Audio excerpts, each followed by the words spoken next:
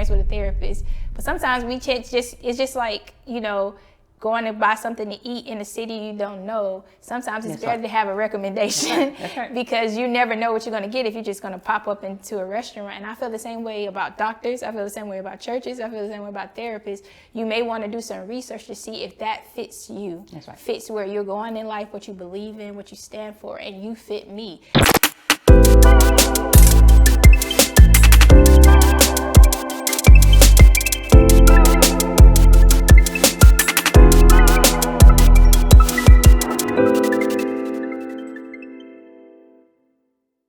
To the third episode of Fly Inside Out with your girl Cierra Fly Bobo, also known as Fly. I'm truly excited about today's episode. It may seem a little heavy, but I promise it's not. It's actually going to be light as we talk about tools and wisdom on how to navigate through getting through depression as well as grief from losing someone to death. Right? And so we have to talk about these things because, as you know, in the last couple of years, a lot of life has happened to a lot of people. And what do you do when life happens in the way that you find yourself being depressed or you find yourself grieving because you lost someone dear to you? And so I brought someone in very dear to me, and I wanted to bring her in not only because she's amazing at what she does, but also because I wanted to show you that I'm living what I talk about, right? I brought in my personal therapist, but she's amazing. She's been in practice since 2004. She is a licensed professional counselor, amazing at what she does. She's located here in the Metro Atlanta area, actually to Fayetteville, Georgia to be exact. And so I wanted to introduce you all to Dr. Monica Hill. How you doing today, Dr. Hill?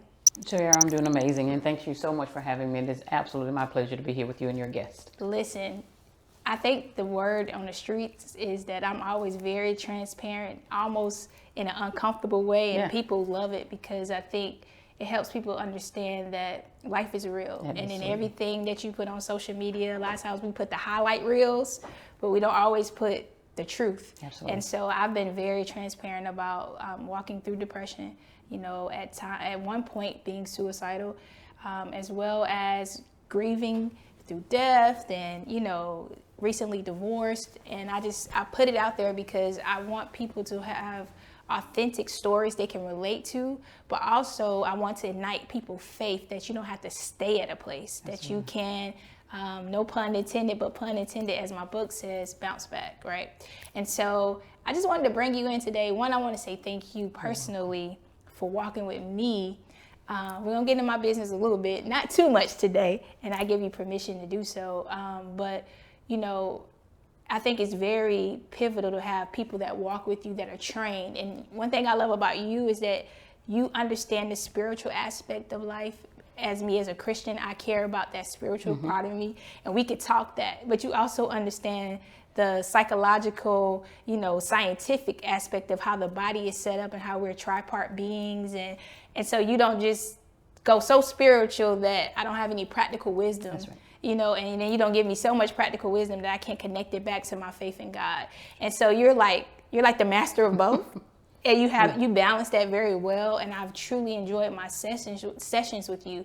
And I just wanted to kind of invite my audience into some of your wisdom, because there's a lot of people that are still in depression, even though I've bounced back. A lot of people are still dealing with that. And I remember when I first came to you, I believe it was like right before the pandemic hit. So the beginning of 2020, I think it was January 2020, I just kicked off the year like, hey, I'm going into therapy. And I've been in ever since. But you really helped me.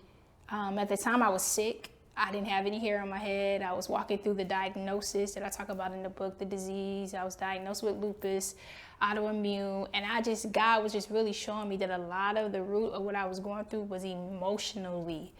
And so do you even believe in that? Do you even believe that when you're unstable mentally or emotionally that it can, really manifest in the body? How does that work? Do you believe in that? Is it just a myth? What do you think about that? That is absolutely true. You mentioned it earlier. We're a tripart being, and all of those parts are connected. You can have things that they have parts, but they're not connected. But there's a central nervous system that runs through our spirit, mind, and our body that connects us. So anything that affects your body can affect your spirit can affect your emotions, and your emotions can affect all three. Wow. So absolutely, we are intrinsically connected.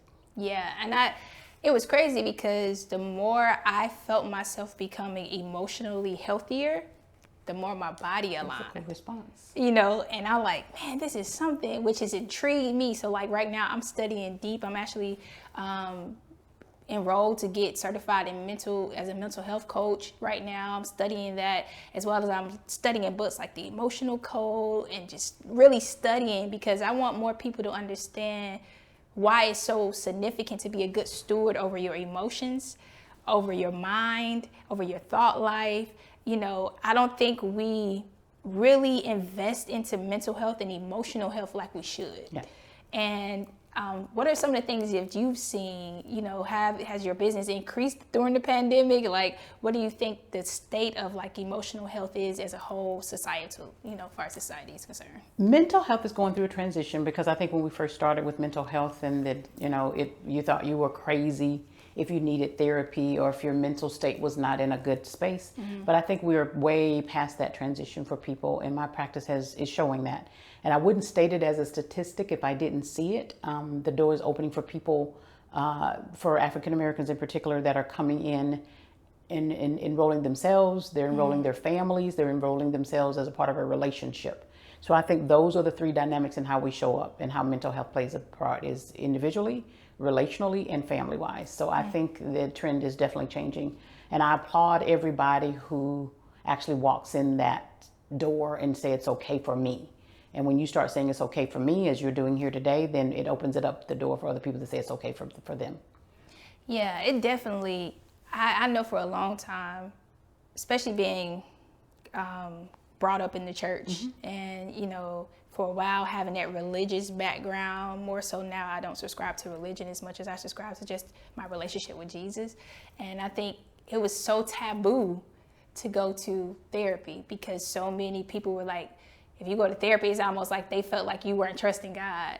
How do you feel about that whole thing where a lot of Christians don't subscribe to therapy because they think it's almost them opposing or not having strong faith in God? How do you feel about that? I'll circle back around to what you said. And psychology actually started in the church. The church actually advocated that responsibility. Theology is the oldest science there is. Psychology developed out of theology, and therefore so did biology. Wow. Theology is the absolutely oldest science there is. And the church really focused on us as a one-dimensional, as a spiritual being. And we are a psychological, emotional, relational being as well as a spiritual being. And so when the church, I think, focused primarily on the spirit, then what was happening to my emotional, relational, and psychological parts that weren't necessarily being treated inside the church. Jay Adams probably was the earliest person to really recognize the church's application of that responsibility. And so therefore psychology was born. It was something that was born out of the lack of it being properly addressed in the church, I think. Wow. I didn't know that. Yeah. That's good. So the church basically wasn't addressing it, or wasn't equipped to address it. And then now it's like we knew there was a need. So God being God, he put somebody in the earth and planted a purpose in them to shift that. Because he's like, hey, I made y'all more than just spirit, right? Absolutely. And so from an emotional place, I remember when I first came to you and I was depressed, I didn't really understand the root of my depression. And I think throughout my sessions that we would have, I was able to unpack and realize some things. And I think even about myself, I felt crazy. I was like, what's wrong with me? I'm weird, I'm crazy. And I think therapy helped me to figure out that I wasn't as crazy as I thought I was. It's just that I wasn't tying the dots together on how I landed at a place. Like, hey, if that happened to you, that was traumatic. That's why you feel the way you feel. Because sometimes you could feel like my feelings are invalid and they don't matter. And I remember in one of our personal sessions, you were like, you cannot basically ignore your feelings or dismiss your feelings. And I think a lot of people may relate to that. They feel like, and then you may have people in your life that are telling you something's wrong with your feelings. That's something wrong with you. You know, how significant is it, or what role should feelings play in our life? I know we don't want to get too caught up in our feelings because they shouldn't drive you, but at the same time, we shouldn't ignore them. So what's the proper balance of managing our feelings and our emotions? I'm going to address that too, but I'm going to kind of go back to something you said, is that people be feeling that depression is taboo and something's wrong with them if they're having symptoms of depression. Depression shows up in three different ways. It shows up in our thoughts, it shows up in how we feel, and it shows up in how we behave. And it's real. People don't really understand how feelings and emotions are real. If I pinch you, it's like, oh, that was real, that hurt. And when you don't see or kind of can understand where these feelings are coming from, is one of the things that says we can squash them. They're not real because I don't know where they came from. The person knows that they're there. And the other thing is that our friends and families that don't understand this, it says, get over it. You'll get through it. It'll pass. Don't worry about it. And that advice is not necessarily always true. So I think you're coming to therapy to try to understand, I know that I have these feelings. I know they're there. I can feel them. I may even be behaving in certain ways. Where are they coming from? So I think the journey that you first took in understanding the feelings. So if I think about depression as a feeling, I could feel sad, I could feel angry, I could feel guilty, I could feel hopeless. That's how I feel. And then I could be thinking, some of the thoughts that I could be thinking is that let me go to behaviors first. I could be behaving where I'm socially withdrawing. I could be behaving in where I don't eat, I don't sleep. So those are some of the ways the symptoms show up in your behaviors. And what I could be thinking is, I'm not any good. I'm not worth anything. I've lost my value. And I could be thinking suicide. So the symptoms, and that's what you got to pay attention to. Do you have any of these symptoms in your thoughts? Do you have any of these symptoms in your feelings? Do you have any of these symptoms in your behaviors? And if you do, then with the help of a therapist, they could help you get diagnosed. A large percentage of our society in the world deal with depression. So that's why people about 10 to 15% of the people will actually experience depression. Every last one of us, I think 100% of us have opportunities because life is not perfect for any of us. So I think therefore, if the opportunity is about 100% and about a 10% chance that you will experience it, you need to know, am I thinking this? Am I feeling this? Am I behaving in this way? Let me go and see and help me get diagnosed. And then the treatment will follow. Yeah, no, that was good. Like when you were naming some of the symptoms, I was like, man, I think I had almost all of those. I was not sleeping at all. I wasn't eating properly. I definitely was, sad and just really, I think the thought that kept tormenting me in my mind was, I wasn't enough. You're a failure. That's right. Like you keep failing, you keep messing up, you keep messing up. And I talked about this in one of my other episodes. And in the book, I talk about how what God has shown me is that not even spiritual, but emotional or mental thoughts sometimes, an emotional state that we are in can translate to our body. And we talked about it earlier today. But what I was seeing was that the way I was eating away at myself, my immune system got confused and I began to eat away my body began to eat away at me. And it was so crazy how connected they were. Lupus is an autoimmune disease where your immune system becomes confused and begins to eat away at the good about you. At that time, mentally, I was very confused about who I was and very feeling very condemned, very insignificant, very I just didn't feel like I was enough, and I was constantly thinking those type of negative thoughts about myself, just beating myself up, and just every day a piece of my confidence and significance was being stripped away from me mentally, not knowing that my body followed suit. And I just was like, wow, when I saw that. And so when I began to address those thoughts, like you talked about, and began to renew my mind in the fact of who God made me to be, and close some of those doors that I had open of allowing other people or other things to speak to my worth and my value, that's when I saw my emotional health to go up again, and my mental capacity to be stronger again, and then my physical body and my hair started growing back. Absolutely. And all these things begin to manifest, and it's just crazy to me how that happened in a really great way. But that was what showed me that God is behind science. And I think sometimes we want to separate science from God versus saying that science came from God, and why it's important to know all sides of the tripart being and all sides of life. And so again, I just want you to even talk about that a little bit more, why is researching the scientific perspective of therapy and counseling significant, even with your spiritual faith? Absolutely. So I'm going to kind of address how the body works and then the faith. The body keeps score. So you can have something happen to you traumatic or in 1972, the body keeps score of that. And what happens is if the body doesn't get a chance to process that, the body will retain it. The body retains and retains and retains and retains. And that's why, in my opinion, therapy is so good, because mental health and emotional health is not so much as what happens to you, it's how you get through and process what happens to you.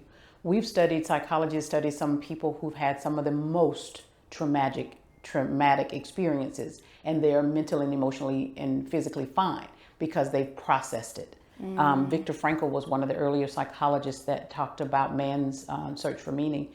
And he had one of the most, he was in a Nazi war camp. His mother was killed, father was killed, family was killed, everybody. And so he really had no reason to exist.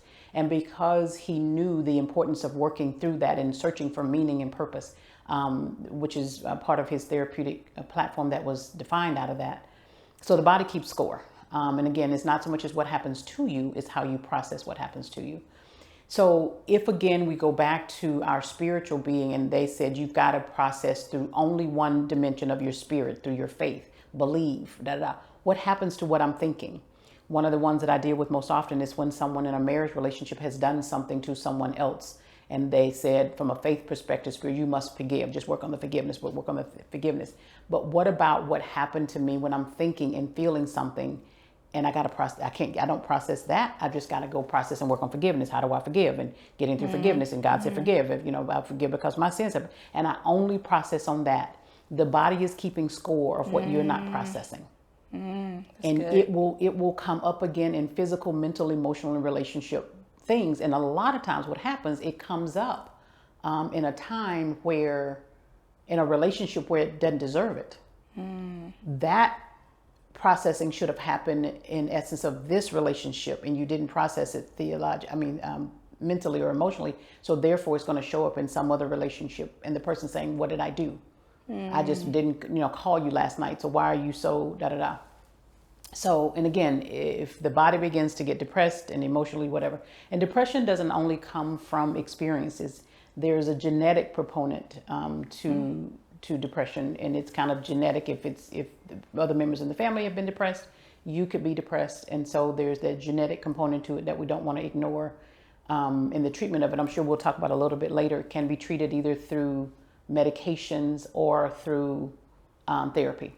A lot of times in the Christian community, people don't like going to therapy but if there's something genetically wrong with you, and then those neurotransmitters are not producing the hormones to keep you from being depressed, you can pray all you like, and you may feel better spiritually, but your body is not getting what it needs. So therefore you're ignoring the body as to what it needs. It's same in the medical thing. If you have things wrong with you medically, you can pray all you like, but there are things that you can do to supplement that with the medical field.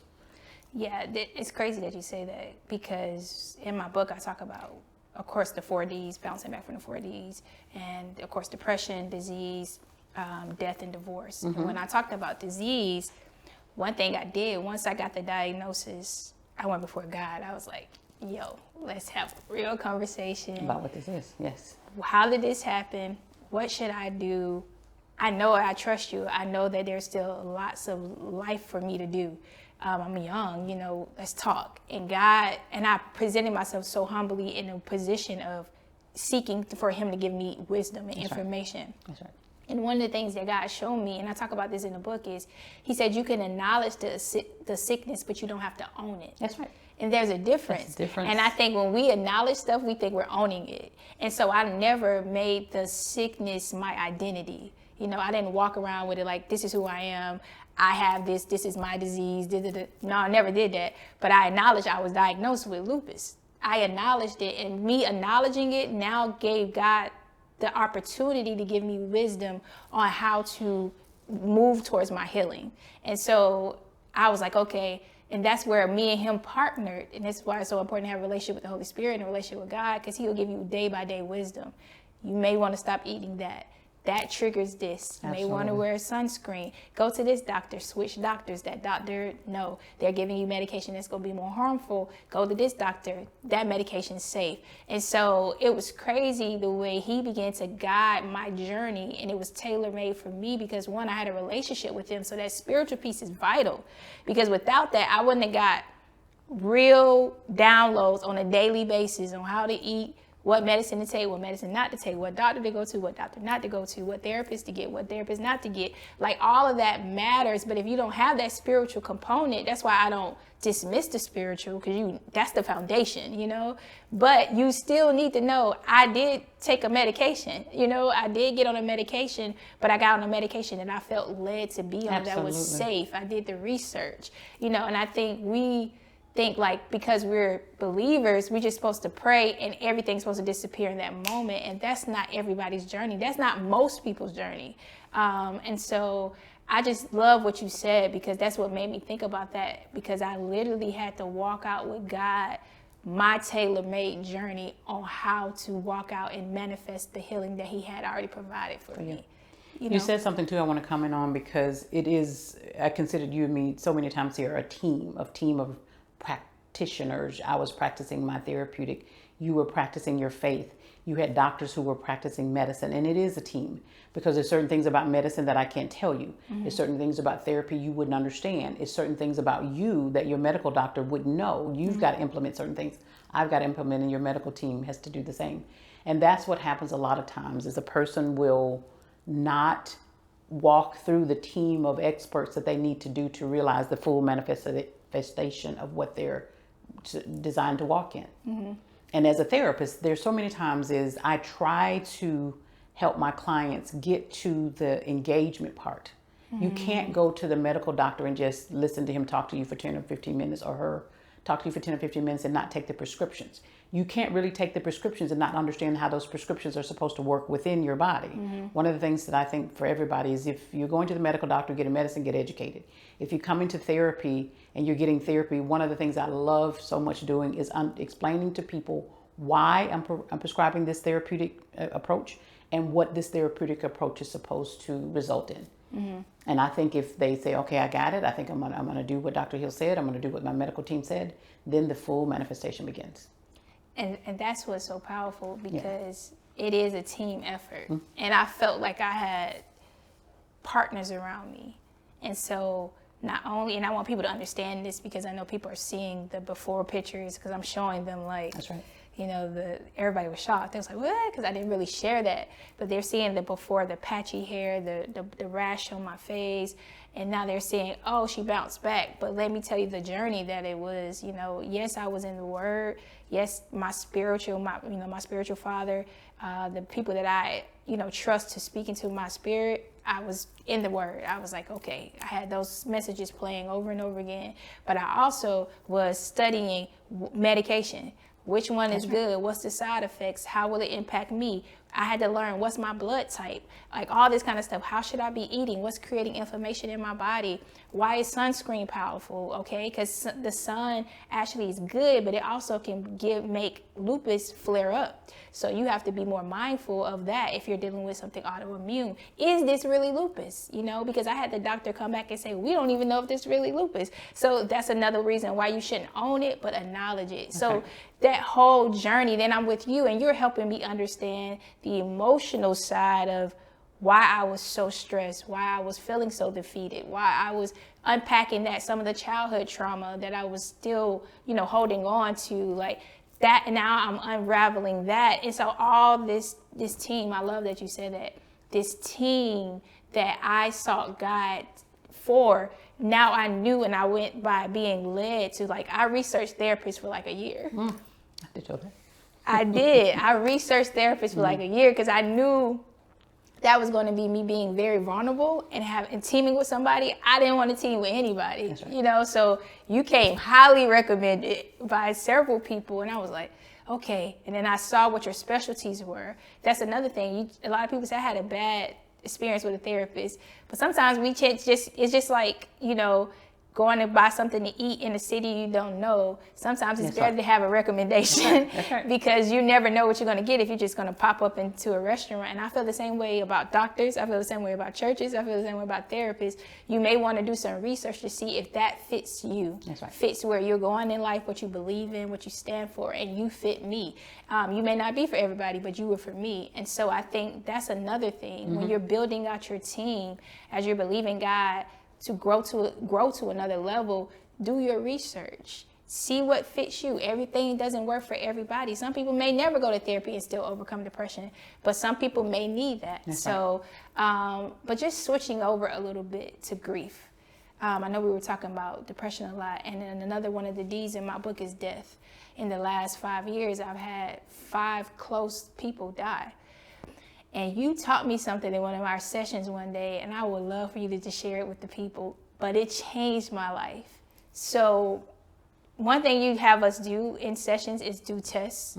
And we do like spirituality tests to figure out what our spiritual gifts were. And that was great because I was like, that's definitely my spiritual gift. I didn't know that I was merciful and an encourager, which makes sense. I'm the one that always sees grace in everything. I'm like, it's going to be, that's me. I'm like, but knowing my spiritual gift, but also, in those sessions, you will begin to show me like my sensitivity was a gift from God.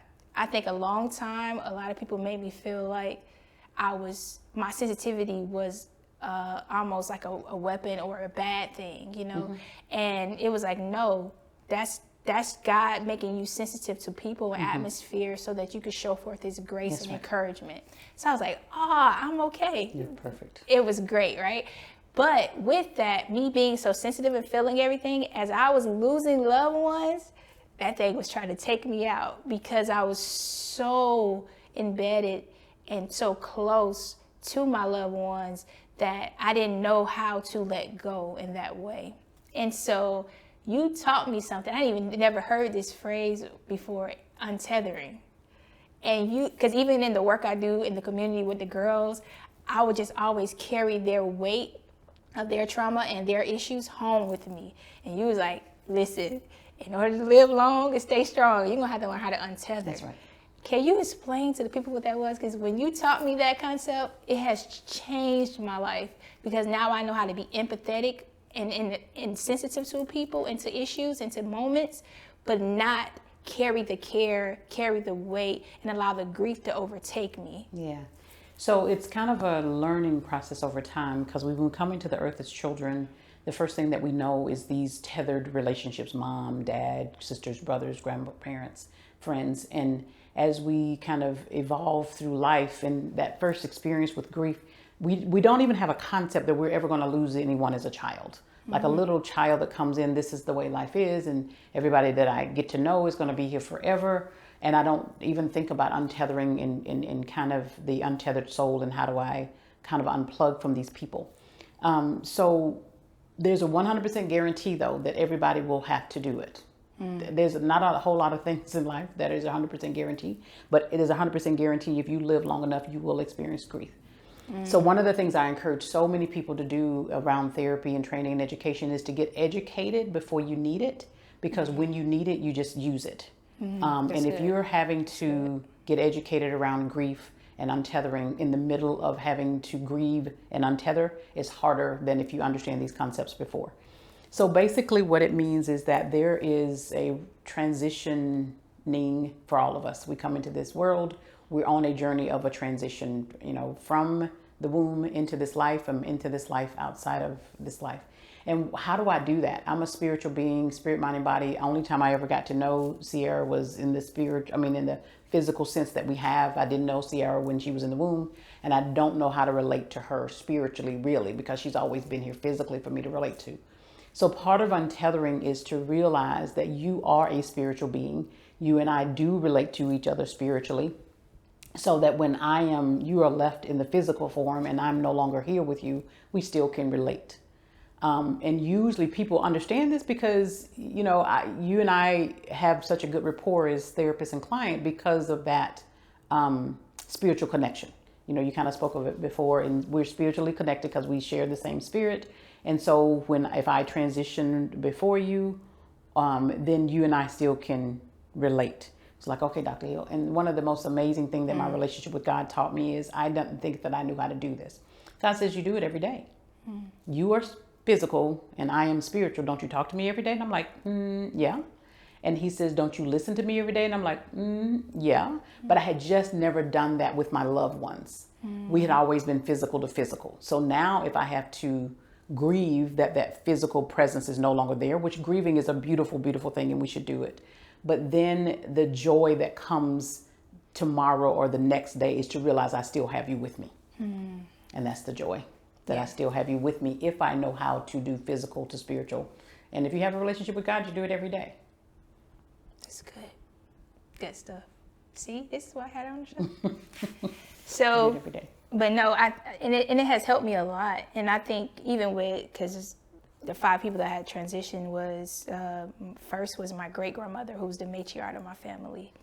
And I remember you really helping me walk through that one, because I was like, well, what are we going to do as a family? That's right. And then, next was I miscarried. I miscarried. And the miscarriage, that was like, okay, that was a lot. And then after that, it was my uncle, who was very pivotal in my life, especially as a young person, just teaching me great values, my Uncle Lawrence.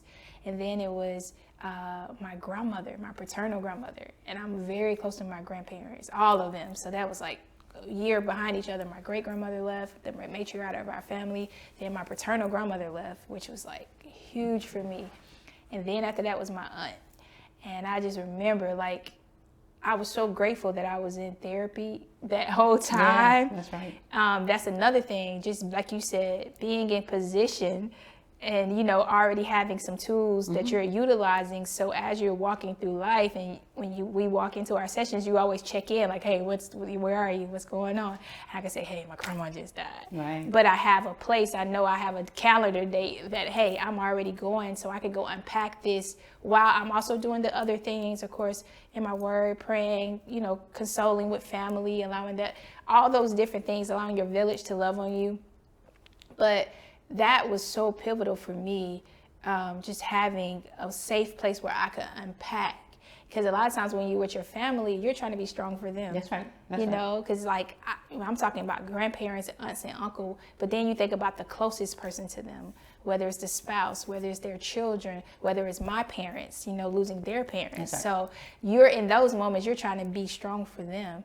And so therapy was a place where I didn't have to be strong for anybody.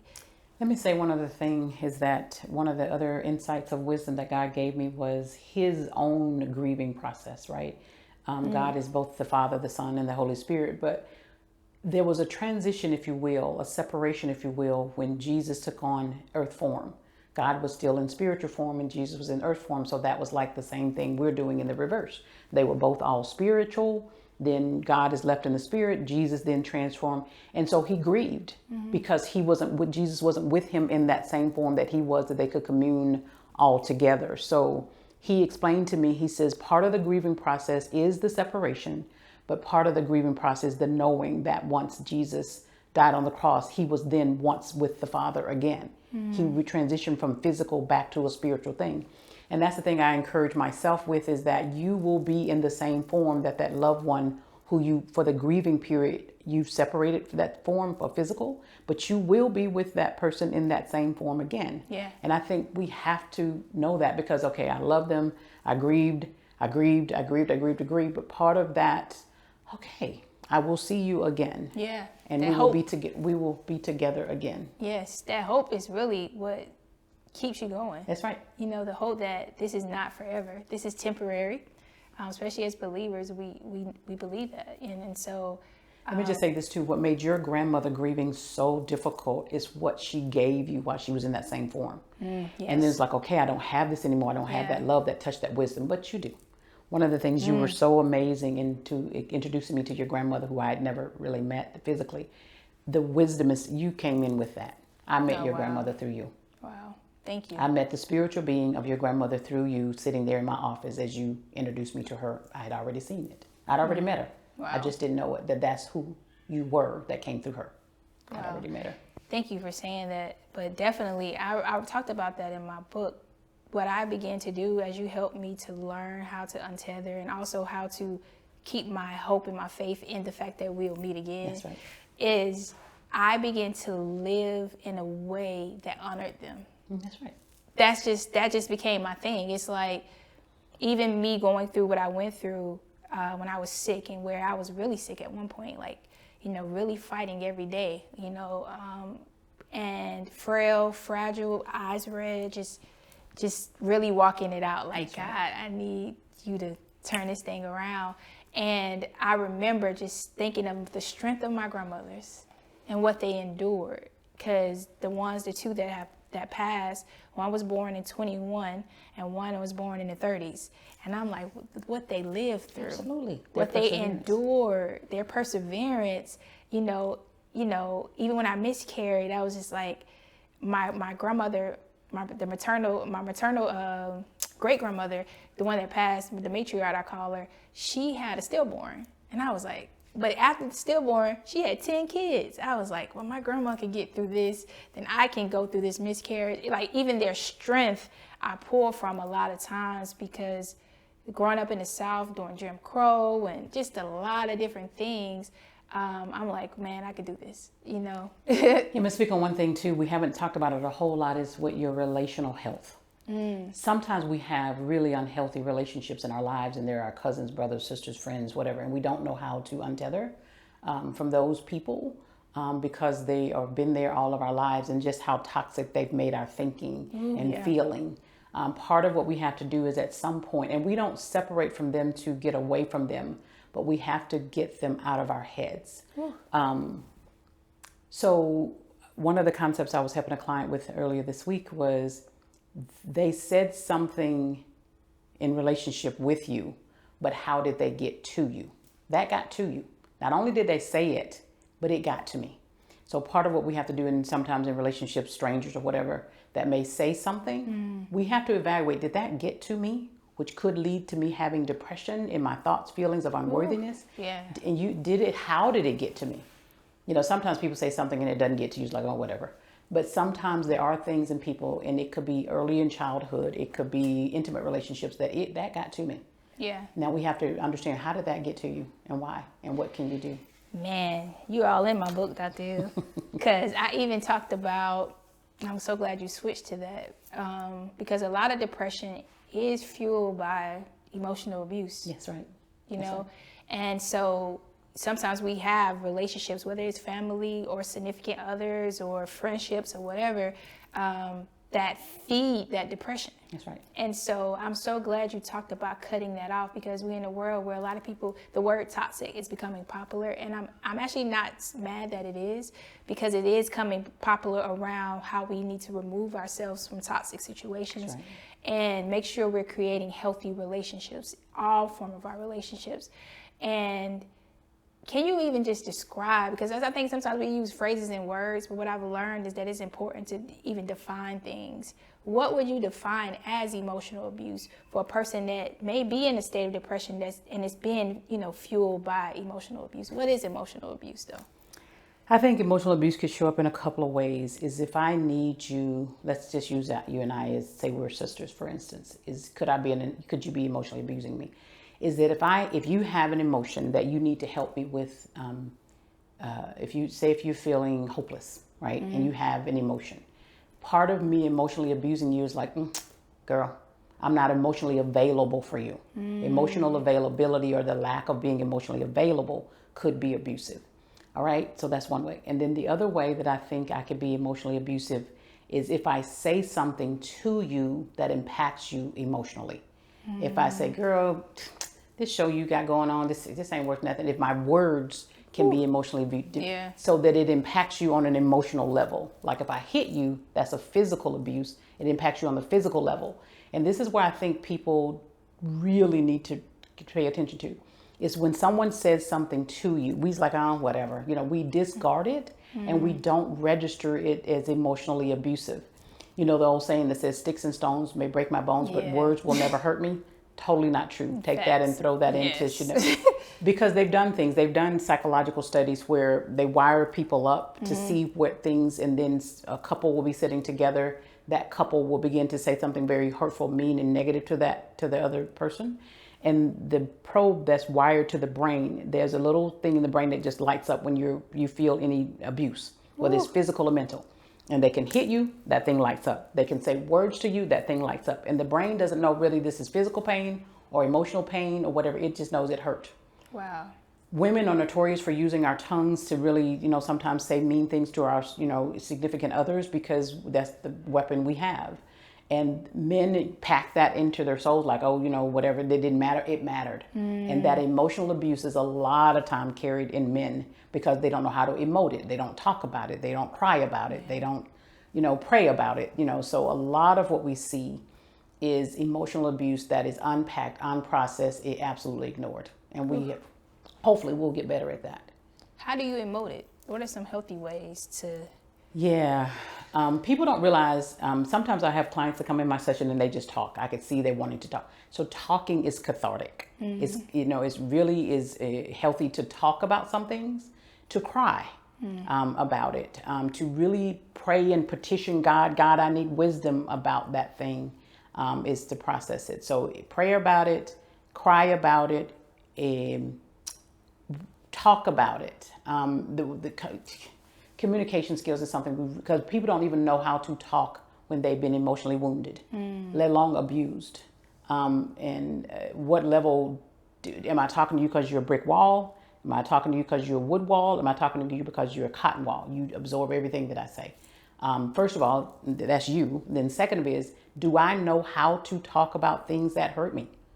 Do I even know how to talk about things that tick me off? I can talk about those because you tick me off. But things that deeply hurt me, how do I know how to talk? Do I have that skill to talk about things that deeply, deeply hurt me to someone who may be a brick wall or a wood wall or a cotton wall?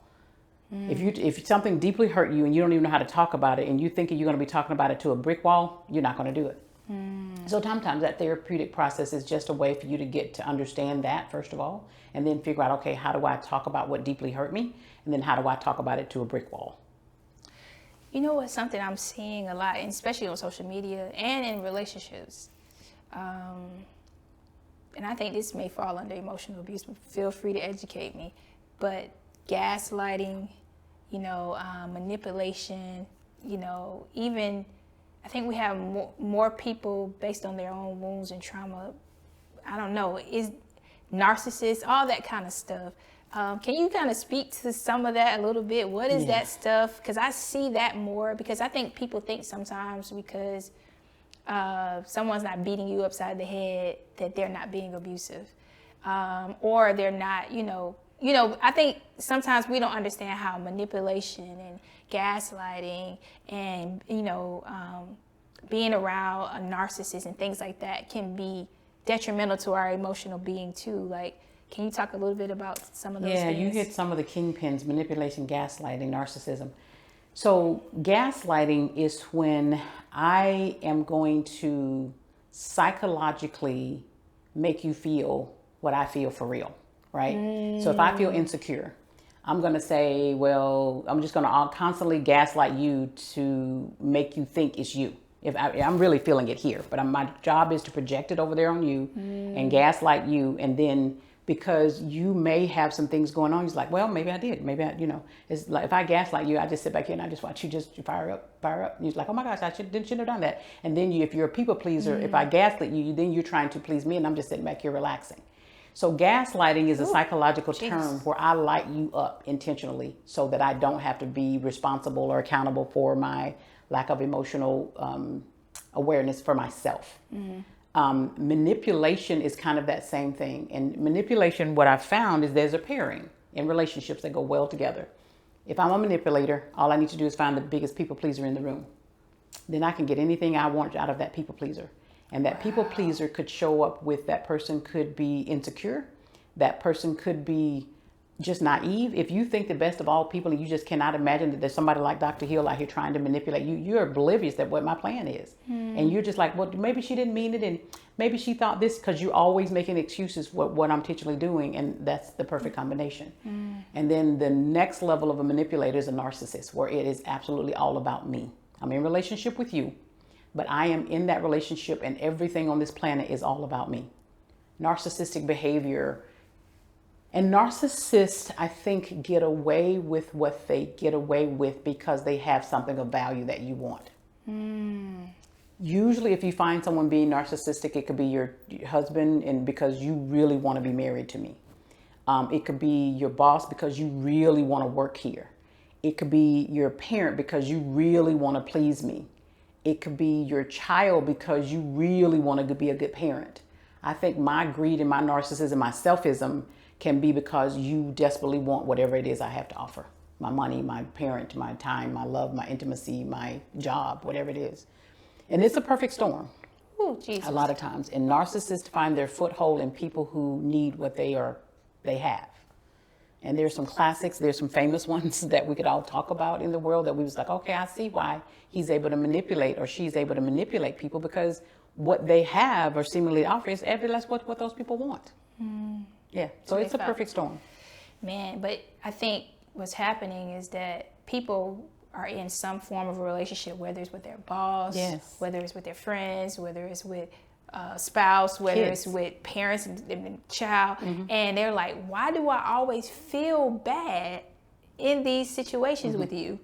And a lot of times I don't think people know how to articulate or point it because you can't always point gaslighting out unless you're trained to identify what it looks like, what it feels like, and you just know, I don't feel good, I just feel bad, but you didn't hit me though, but it's something about the dynamics of this communication or this relationship or whatever that makes me always feel bad. And I think we have to kind of talk more about those terms so we can know what they are, so we can identify them and we'll know when we are falling victim to them or when we're doing them ourselves. Yes. And Cierra, we're crawling our way, all of society is crawling our way out of generational years, mom, dad, grandmother, great-grandmother, things that we've done to each other. And they're manifesting today in ways that are more serious than I think they were before. Like if you were a child and you weren't able to speak as a child, like if I'm, my dad didn't let me say anything, but if I inflict that upon my children, it shows up in a much more serious and different way. That my child not being able to speak now because there's so many liberations and people can speak and freedom of speech. Back then, nobody was speaking. So if I didn't speak, nobody was speaking. Yeah. But now there's all these kind of things that it's going to manifest in my child. If I tell them to be quiet, shut up, don't speak your feelings or voice, it's going to show up much differently than what I did. So I tell people all the time when it comes to generational things, let's try to break the generational curses and not pass them on and accept them because I lived through them, that my children will live through them because they may not. Yeah, and that's one of the sayings we have adapted, especially in the Black culture. Yeah. You turned out to be all right. Yeah. Why not do the same thing? It's no, why not push the needle forward? And not, just keep the same habits that were detrimental. And I think, I'm going to have my mom on one of the episodes, and I'm so excited because we're going to talk through some of the things that I experienced as a child, not necessarily just from her directly or anything like that, but just from the environment in my family or even her relationship, witnessing her go through a relationship that was toxic and the impact that had on me, even in my marriage. Me and Dunn did an episode together, my ex-husband, and we went through a lot of the lessons that we learned. And I talked about that in one of the episodes, how I realized that my trauma of growing up in a house where domestic violence was often and consistent caused me to shy away from conflict because I associated conflict with violence. It's I don't want to deal with that because I don't know if it's going to turn violent. And because I had a fear of that happening, I would just always try to sweep things under the rug, and I didn't have the tools to know how to navigate through conflict without feeling like I was going to be violated in some kind of way. So I either was extremely hot or extremely cold. So either most of the time I avoided it. Your body was keeping score. Yeah, my body was keeping score. I would avoid conflict. Even if I felt some kind of way, even if I had these feelings, I would suppress them no, we're not going to address that because you know what? If I address this, it may turn violent, or I would go extremely hot, very rare, but occasionally, because I'm let me become defensive and aggressive so that I won't be a victim. And so it's neither one were great. And so learning now, having the tools to know it's okay to, conflict is normal, it's a part of life, it's a part of all relationships. That doesn't mean, but I didn't know that the trauma of growing up in a house where domestic violence was prevalent impacted me now as an adult, being years, decade or so out of that situation. That's right. And I don't think a lot of people tie their childhood experiences to their adulthood. Absolutely. And I think that's another reason why I think therapy is great, because you have this trained person, again, that can tie the dots together for you. It's like, one thing about trauma in the brain is kind of like a shattered piece of glass. It doesn't all fit together. So when you're having memories of the traumatic experience, you can't tie the event that with the traumatic event together, because it's in your memory is all shattered pieces, and they're like shattered. It's like, so if you have a flare up in a relationship today, you don't necessarily tie it to what happened to you in that traumatic experience, because that traumatic experience is stored in the brain, is shattered. And so therapy sometimes take all of these little shattered, things and put them back together. And that's like, oh, okay, that's all tied together. And I can relate that back to whatever. Now let me really process that, get over it, forgive it, release it. Now I can feel better. Yeah. That's why you have, that's the essence of PTSD. I had a event where in World War II, something happened. It was an event, but in my memory, it's all shattered. Now I can hear the backfire of a truck, and it just, it triggers me, because that right there is there, and I can't tie it all back to an event back in 1972, and in the war. It doesn't all fit, and I can go through some pretty emotional events. I have a question, and this is a question I've never asked you this before. Does trauma, or even, going through something traumatic, impact your memory? Yes. And people will ask me oftentimes, like, I don't remember my childhood. I just don't remember my childhood. The memory has two peaks. One is extremely pleasant events and extremely traumatic events. Those are the two peaks. Most of you, if you think about, we have over 300,000 thoughts in a day. I mean, really? Yes, the number of thoughts that go through your mind in a day is just amazing. So you're not going to remember all of those, triggers and events, and the gas light and the light was red when I came over here and I had to go by 3 stop signs. You're not going to remember. What I'm going to remember from today is highs and lows. So definitely, if the traumatic experience really begins to take up most of my that's mostly all I remember. I remember my childhood was horrible. I don't remember that. Some stuff in the middle. So yes, it can, and some people, this is what some people do. They have some very high moments in life. And then 2 kids could grow up in the same household, and it's like, I don't remember that. You say, you don't remember nope, I don't remember that, because all I'm doing is focusing on the highs. And the other person may be focusing on the lows. And 2 people, to that point, 2 people could grow up in the same household and have very, very, very different memories. Because what impacts your memory is a part of who you are, and it could be very individualistic. Wow. We could see the same thing and not remember the same thing. Because I've seen that where siblings grow up in the same household, same parents, and it's like, one is like, I love Dad. One is like, Dad was horrible. It's like, well, what happened? Where were you? Yeah, what happened? No, I asked you that question because I remember over the course of the 5 years when I was walking through and overcoming those 4Ds, there's things I don't remember. That's right. I remember even when I was married at the time, Dunn would always say, you don't remember that? You don't remember? I was really forgetting things. And it's like a phase of maybe like 2 or 3 years. I'm friends with some people, and this is just, I've never said this publicly. I'm friends with certain people on Facebook, and I don't even remember meeting them. I think I was in such a place of fight or flight that I don't know what happened, but there is a spot in my life where I rarely remember anything. And I don't know if that was me trying to protect something. I don't know what happened psychologically, but survival mode. Yeah, I think I was in survival mode. And traumatic experience, that's why, to me, I just love therapy. I'm not a therapist because it was a good profession. I'm a therapist because I love what it does for people. Medical doctors are not in teachers. Teachers are not in the profession for teachers because, it pays a lot of money or whatever. They love what they can do with people and teaching them and teaching young kids and young minds and forming those minds, even at the college level. I am in therapy. I'm a therapist because I love what it can do for people. Absolutely love it. And trauma is one of the most precious places where you can help people through. People have memories that are actually repressed. And God he's so infinite in his wisdom. There is something that we call T-1 that, some people can say, I remember driving the car and I remember the red light, but I don't remember anything else because the trauma is so great that I remember 1 second on this side of trauma. Say this is the trauma. It's T-1 is what we call it. I remember everything leading up to the traffic light. And then I go into this kind of flight, and I wouldn't call it fight or flight. It's this repressed state because my body is not ready to process that.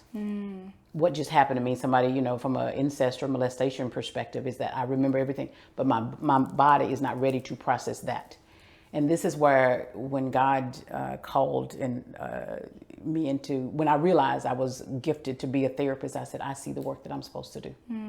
It's to sit right there with people in those traumatic experiences and help them get through it. Because to be honest with you, it's like if I have a kidney stone, I can't get through that without a doctor. I can't, self-operate and get the kidney stone out. And that's the same thing with trauma sometimes.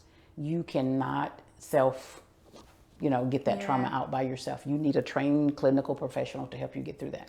But this is what's so dope about God. First of all, what you just said made me just see how infinite and powerful and gracious his love is. He even knew to make it to where we can forget certain things till we're in a position to where someone can help train to pull it out. It's like he don't even want you to remember that or relive that pain, the depth of that pain over and over again. That's just another expression of his love. It's an expression of his love. And another thing that's so powerful about God is that I wish we would kind of look at life. I know they're kind of under some scrutiny now, so I want to use a different. I was gonna say Skittles, but life I will use Skittles for a reason, but like Skittles, and I feel like we all have a piece of God's strengths. Absolutely. And collectively we make this beautiful rainbow. And I think therapy is a part of God's strength, and this is why it bothers me sometimes when believers denounce it, because I'm like, but the Holy Spirit, one of his gifts is he's a counselor.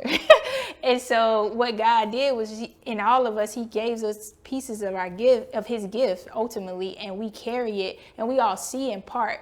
But when we all come together and we operate in our gifts, you see the body of Christ come together, and we're able to be and bring the kingdom on earth. And that's how I just see, that's how I view Christianity really as a whole, is that we all make up the body of Christ. We all have a part of God's gift and a part of God's truth.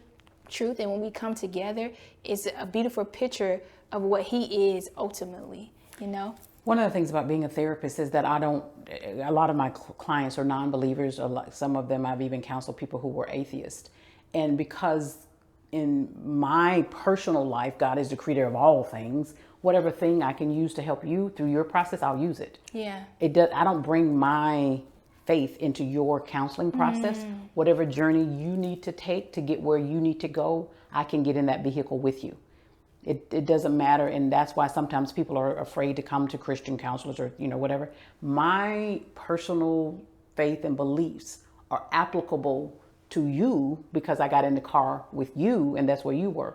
I've gotten in the car with atheists. I've gotten in the car with agnostics. Agnostics don't know whether it is a God or don't have a God, but they don't even want to care. They don't think about it. So as someone who is, because God has children at all levels. He's the creator of all things, all people. So true. So he's got agnostics, he's got, atheists, and he's got, believers. So I, as a therapist, as a professional therapist, it doesn't matter to me which vehicle I have to get in with you. That reminds me of when I was teaching school. As a Christian, I couldn't. That's right. Or even with my nonprofit. That's right. My curriculum that I build for young girls is not Christianese. That's right. Because it can't be, because of the separation of church and state.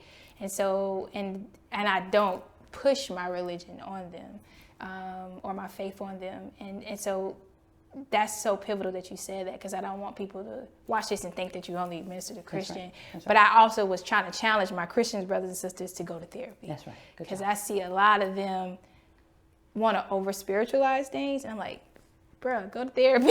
It's okay, But then I also, of course, therapy is for all people, just like encouragement should be for all people because God is for all people. And so I'm glad you said that. So if anybody's just watching that isn't a Christian, then no, please go see her. She's the bomb. You don't have to be of the Christian faith. You can be of any faith or no faith at all. That's right. But I definitely want to inspire the people that are our faith that it's okay. It's okay as well. It's okay. Yeah, because you're right. They struggle with that because if I believed in God, would I need a therapist? And you have to understand the only reason I'm a therapist is because God called me to be one. Yeah. There's a fivefold ministry gift for you. And even the fact that you said most of your clients, did you say that right? I'm not saying that right, aren't believers. No, the majority of my clients are, but Okay. there are some that are not. When I Gotcha. was in my internship, I worked for, and I could not, that's why I learned that I could not actually in my academic training, you can't. It's like a medical doctor. A medical doctor may not be able to go in there and pray for everybody. Because the person don't want you praying for them, just get on with the surgery, why don't you? So the same thing is, I am a professional counselor. And in that dimension, I'm a Christian personally. But in my professionalism, you've got to be able to function as a professional counselor. Yeah. I have to do it all the time. That's right. All the time in a professional setting, which I'm comfortable with doing for sure. And first of all, how can the people contact you? I want to make sure. Yeah, I have a website and it's heal_associates.com. And on that website, you can fill out a contact form. If you have a specific question, you can send it in. Actually, you can book an appointment online as well. New clients, what I'm trying to do is start trying to take a little bit on more group therapy because you can only imagine with the number of individual sessions is going like crazy. And so group sessions are becoming limited. But I'm actually have a couple other ways that I set with people. There's one thing I'm getting ready to kick off called Let's Talk About It. And it's a group forum where you can call in and we have an hour where you can just call in, ask questions, and let's talk about it, keeping it real. So we're getting ready to do that. We have a retreat facility. It's online that you can book a retreat. Oh, wow. Facility if you need to do an individual retreat, if you do a relationship, a couple retreat, family retreat, and friends. Like if people just want to get together and come as friends and just retreat. We have 2 facilities here actually they're in Fairburn, located in Fairburn, that you can book that as a way to get therapy. I have a book. It's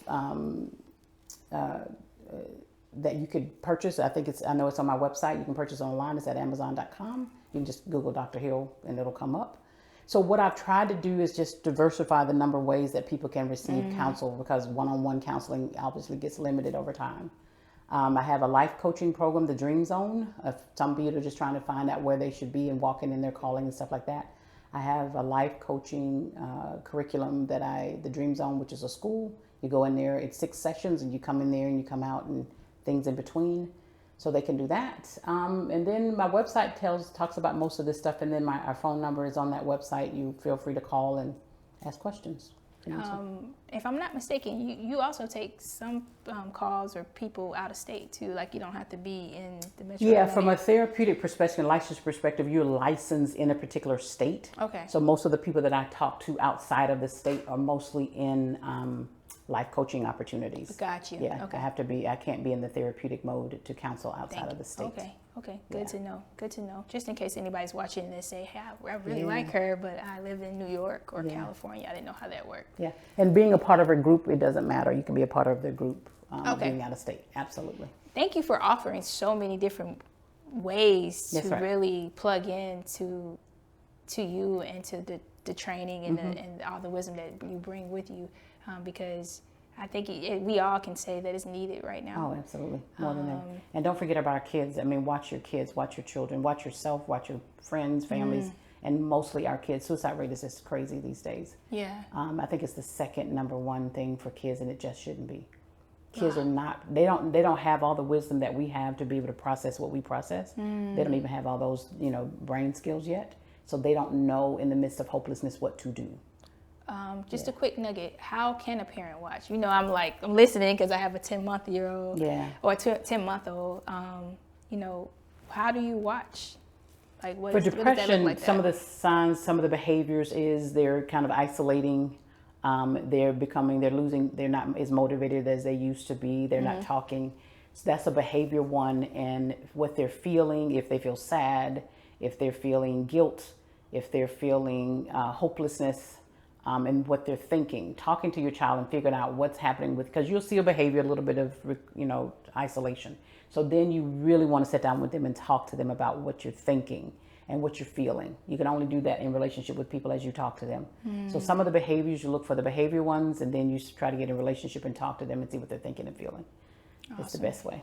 Awesome. So before I let you go, do you have any last words that you would like to say to someone who's maybe dealing with grief or depression? Any last takeaways that you would like to say to them? Yeah, Cierra could not have set this up more beautifully. And one of the things I want to thank you, because you mentioned it earlier, we are the body of Christ. I'm helping people in certain ways. You're helping people with your show. So take advantage of all the things that you see before you that people are really literally giving up their lives on your behalf. So take advantage of those things that you see people doing around you, whether it's somebody singing a song, listen to the song. Whether it's someone, doing a podcast or a show, watch the show. Yeah. Somebody providing therapy, go to therapy. So I'm just encouraging you. There's a lot of people that are walking this thing out with you. So if you're depressed or if you're getting through the grieving process, by all means, and grief could take up to 12 to 18 months to process through, because as you said earlier, these are grandmothers, these are sisters, brothers, cousins, daughters, parents that we're grieving over. Yeah. And sometimes it just takes a little bit of support. So my encouraging thing to you is just to take advantage of it and just live life to the fullest and just make a difference along your way. That's what I'm trying to do, is just live my life to the fullest. Thank you so much. And again, thank you for tuning in. I'm so grateful. So grateful. I'm lost for words right now, because my goal in talking about depression in my book, having a whole chapter on it, as well as grief through death, was to really just let you know that you can bounce back from it, and that there is wisdom, there's tools, there are things available for you. You don't have to go through this alone. God cares about your soul, the state of your soul, the state of your emotions and your mind and your heart. And so I just want people to live well and to keep going forward. And I don't want your life to perish with those that you love. And as we talked about earlier in today's episode, one of the things that I talk about in my book is really honoring those that are on the other side, that have transitioned, by the way I live, by the way I allow the things that they imparted into me to be imparted into others, paying it forward. And so sometimes that's the best way to do it. And then if you're dealing with regret and I wish I could have, I wish I should have, and the shame and the condemnation that may come with that, find someone you could talk that out with so you could release some of that stuff, because that's poison, just really living in that state of regret. And so I just want you to be encouraged. Our next episode, we're going to be talking about some more amazing things, but stay tuned to the Fly Inside Out channel. We have so much more coming your way. Again, it's your girl Fly. I know today might have been a heavy topic, but I pray that you're walking away light. And again, Dr. Hill, thank you so much. We have to do at the end of this episode what we have done so many times. People, like you said, people might have thought our sessions were heavy, but we laughed a lot. Yeah. We absolutely laughed a lot. So good job. Thank you. Thank you. Thank you so much. I appreciate all of you, and I appreciate you, Dr. Hill. You're welcome. And shout out to our sponsor, June Marie, as you can see, my clothing line, who is definitely a sponsor for the show. I'm pretty much wearing June Marie every episode. Dr. Hill, I got to get you a tailored suit. I got to make you, listen, I'm going to have to make Dr. Hill some. Make sure she's walking around in June Marie. And fly. Yes, I need to take care of you. That's right. JuneMarieBrand.com. Shout out to them. And so listen, I'm excited, and we'll see you next time. Peace out.